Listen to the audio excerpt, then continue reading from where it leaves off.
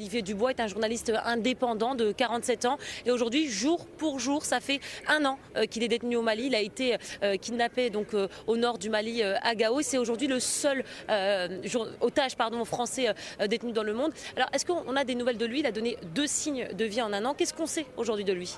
On a peu de nouvelles, mais on en a quand même. Il y a eu cette première vidéo qui avait été publiée le 5 mai, donc un mois à peu près après son enlèvement, son kidnapping. En otage dans les pays où c'est assez difficile géopolitiquement, ça arrive beaucoup plus près de chez nous, en Russie, en Ukraine, où la liberté de la presse elle est mise à mal. Qu'est-ce que ça dit finalement aujourd'hui sur cette liberté de la presse en 2022? Que c'est un combat permanent en fait, et que c'est très difficile de la conquérir et que c'est très facile de la perdre malheureusement. On l'a vu en quelques semaines en Ukraine, ce pays a été ravagé par la guerre. Alors ce sommet, il a été organisé par le président de la République française lui-même, Emmanuel Macron. Il est dans la continuité de son premier discours prononcé à Ouagadougou en 2017, au début de son mandat.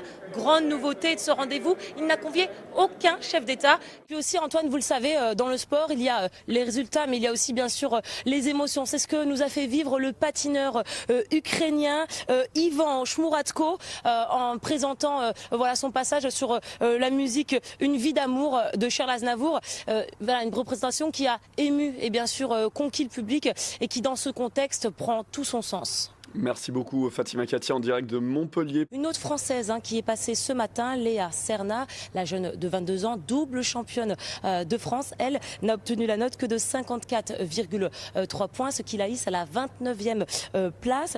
Bonsoir Jonathan. Alors comme vous le voyez derrière moi, il y a déjà des centaines de personnes présentes ici, place de l'Europe à Montpellier. Il est que 18h30 et pourtant le concert lui commence qu'à partir de 20h.